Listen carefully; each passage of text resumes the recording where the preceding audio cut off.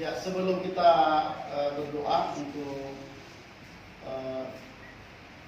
Dokter Ika, ya kakak kita, saya akan menyampaikan firman Tuhan yang singkat, ya, sebagai dasar kita untuk doa nanti selanjutnya. Nah, saya mengambil dari Mazmur pasal 8.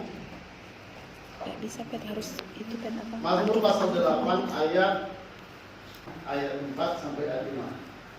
Jika aku melihat langitmu, buatan jarimu, bulan dan bintang-bintang yang kau tempatkan, apakah manusia sehingga engkau mengingatnya? Apakah anak manusia sehingga engkau mengindahkannya?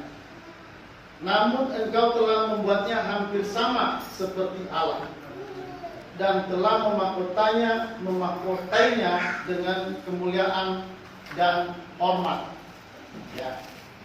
Nah, saudara, di sini kita melihat ada satu pertanyaan yang diajukan oleh pemazmur. Ya, ini Mazmur Daud. Ya, pertanyaannya, siapakah manusia itu? Ya. Nah, pertanyaan itu siapakah manusia sebelumnya dibandingkan dengan ciptaan Tuhan yang lain. Jika aku melihat langitmu buatan jarimu, bulan dan bintang yang kau tempatkan, apakah manusia sehingga engkau mengingatnya? Jadi kita dibandingkan dengan bulan, bintang, ya, langit yang diciptakan oleh jari Tuhan. Ya. Daud melihat bahwa itu sangat megah. Bulan, bintang, alam semesta ini sesuatu yang sangat luar biasa. Ya, matahari bersinar selalu. Ya, alam semesta ini adalah ciptaan Allah yang sangat luar biasa. Ya, bayangkan Tuhan menciptakan alam semesta ini dan di dalamnya Dia menaruh manusia. Ya, Dia menciptakan segala sesuatu untuk manusia. Nah, kalau dibandingkan dengan ciptaan Allah itu, siapakah kita? Ya, kita mencoba mempertanyakan kita ini siapa? Allah yang begitu hebat menciptakan langit dan bumi, bulan dan bintang, matahari. Ya. Siapa kita? Nah, sebenarnya kalau kita melihat di sini dikatakan manusia itu siapa? Dikatakan, apakah manusia sehingga engkau mengingatnya? Apakah anak manusia sehingga engkau mengindahkannya? Namun engkau telah membuatnya hampir sama seperti Allah, dan telah memahkotainya dengan kemuliaan dan hormat. Jadi dari penglihatan, dari pandangan Daud tadi melihat langit, melihat bulan, melihat bintang-bintang, sekarang dia fokus kepada melihat manusia. Siapakah manusia sehingga engkau mengindahkannya? Siapakah manusia? Ya, engkau menciptakannya hampir sama seperti Allah. Jadi ini kehebatan, walaupun misalnya dunia ini begitu megah, begitu indah, tapi saudara perhatikan, itu bukanlah puncak dari ciptaan Allah. Puncak dari ciptaan Allah adalah kita, manusia. Jadi saudara, sebenarnya Allah menciptakan langit dan bumi dan segala isinya itu untuk apa? Sebenarnya itu untuk manusia. Sebenarnya puncak dari ciptaan Allah itu adalah bukan alam semesta, tapi puncak dari ciptaan Allah itu adalah manusia. Artinya, Allah itu memberikan kehormatan, memberikan kemuliaan bagi kita sebagai manusia. Walaupun itu misalnya gunung itu luar biasa, laut itu luar biasa, tapi itu dibandingkan dengan manusia itu semua nggak ada apa-apa. Ya. Kenapa? Karena kita lah yang sebenarnya tujuan Allah itu. Dalam semua penciptaan, puncak dari tujuan Allah adalah manusia. Makanya kata tadi, siapakah manusia? Sehingga engkau menciptakannya hampir sama seperti Allah. Jadi kita ini sama seperti Allah. Hanya memang bukan Allah. Ya. Bukan Allah. Kita ini sama seperti Allah. Artinya kita mirip Allah. Ya. Kita mirip dalam hal apa? Ya mirip dalam roh. Allah itu roh, kita juga punya roh. Allah juga punya sifat-sifat, manusia juga punya sifat-sifat. Sifat Allah itu diberikan pada manusia walaupun terbatas, bukan sifat yang tak terbatas. Jadi Allah, makanya kita itu harus beda, Allah sama manusia. Ya, kita bukan Allah. Ya, jadi kita hanya manusia, tapi walaupun manusia kita adalah orang yang sama seperti Allah. Maka karena itu, karena kita ini adalah ciptaan Allah yang mulia, kita dibuat, dibikin, dicetak menjadi sama seperti Allah. Berarti kita ini sangat mulia. Maka karena itu, perhatikan hidupmu. Hidup kita itu adalah hidup yang seharusnya mempermuliakan Allah.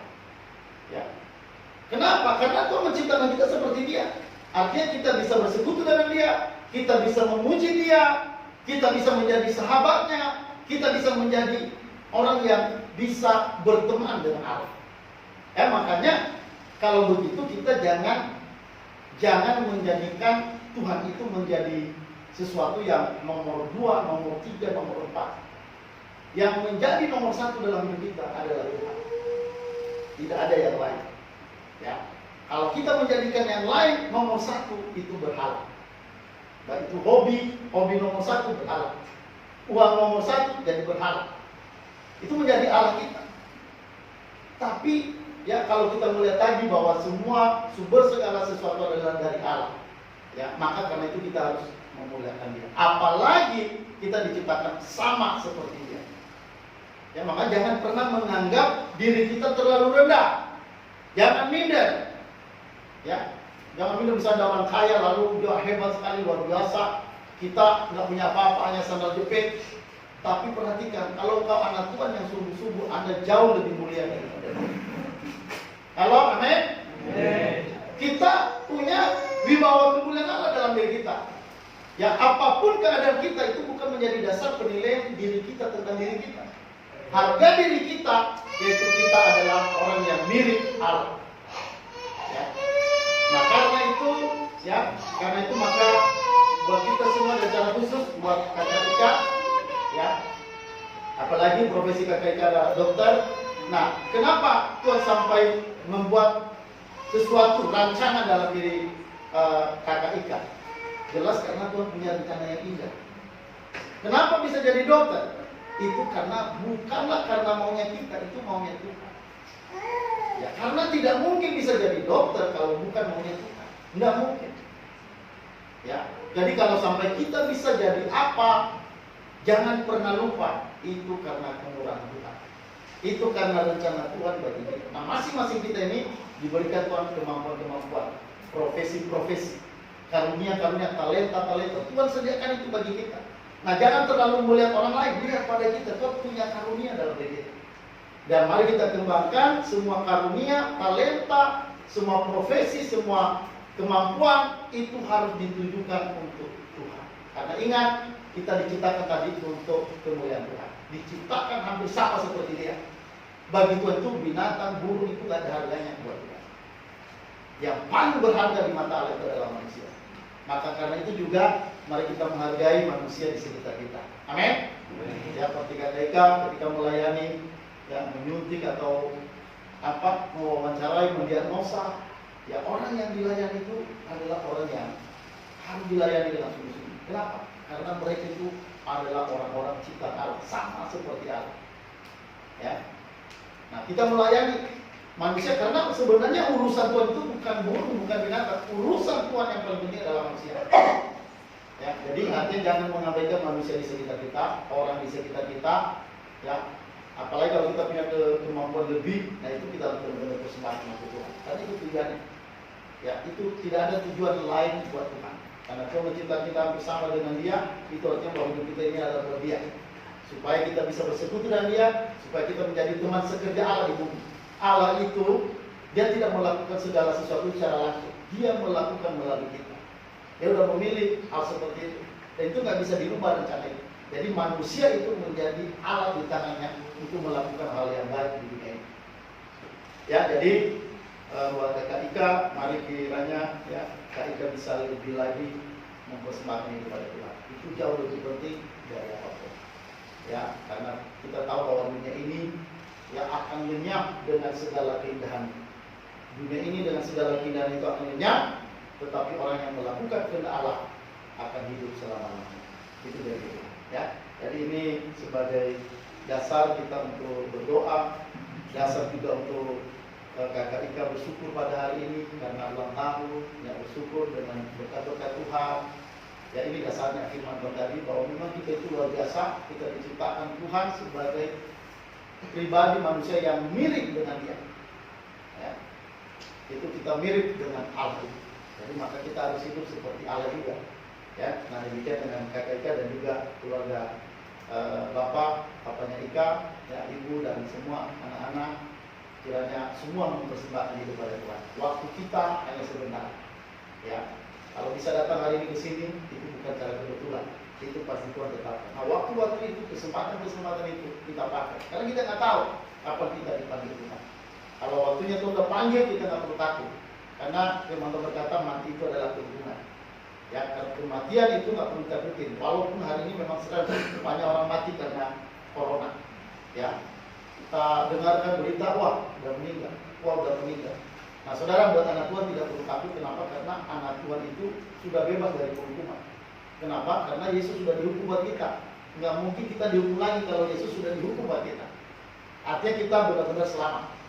Artinya kita tidak akan dihukum. Ya, firman Tuhan berkata dalam Roma pasal 8 ayat 1, barang siapa dalam Kristus, tidak ada penghukuman di dalam Dia. Jadi tidak ada lagi hukuman bagi kita. Karena hukuman kita sudah ditanggung oleh Yesus.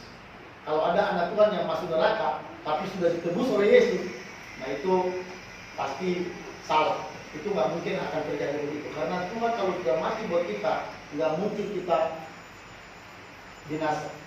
Pasti kita akan selamat. Ya, maka Tuhan berkata barang siapa percaya, dia akan mendapatkan hidup yang kekal. Ya, jadi inilah janji-janji Tuhan yang sangat besar buat kita. Ya, mari kita berdoa, kita berdiri semuanya. Ya, mari kita berdoa. Kita berdoa untuk Kakak Ika dan untuk keluarga, ya, Papa Mama Ika. Supaya Tuhan berkati dan Tuhan lindungi mereka, dan supaya mereka terus boleh berbuat sesuatu yang luar biasa di hari-hari, di waktu-waktu yang Tuhan sediakan. Mari kita berdoa. Bapa di sorga, kami menyerahkan Dokter Ika ke dalam tangan. Bapa, kami bersyukur bersama dengan Dokter Ika, bersama dengan keluarga, orang tua, dan kami yang ada di tempat ini. Bersama-sama bersyukur kepada Allah. Karena Allah sudah memberikan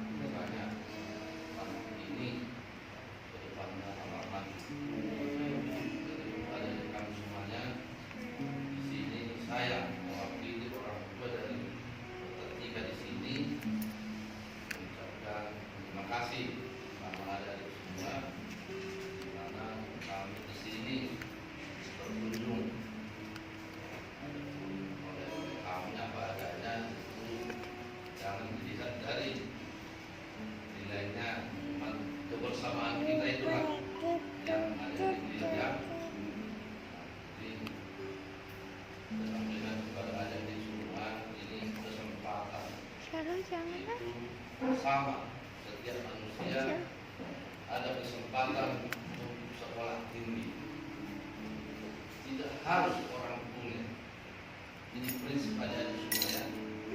Sekarang ini ada orang tua tidak mampu pun bisa melanjut sampai kuliah, sampai S3 kan. Yang penting kita mampu. Karena sistem sekarang ada kuliah ini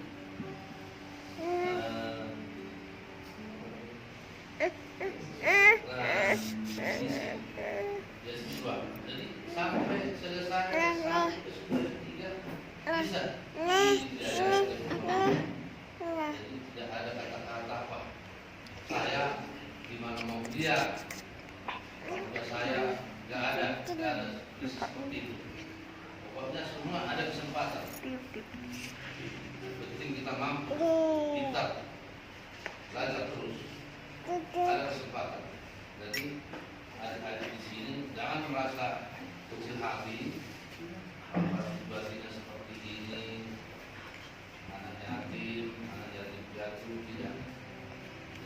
kesempatan itu. Jadi buat adik-adik semuanya, harapan kami supaya tidak ada yang merasa minder. Kami ini dipantik kapan kami mau kuliah, itu banyak kesempatan. Jadi dasarnya sekarang dari SMA kita harus pintar.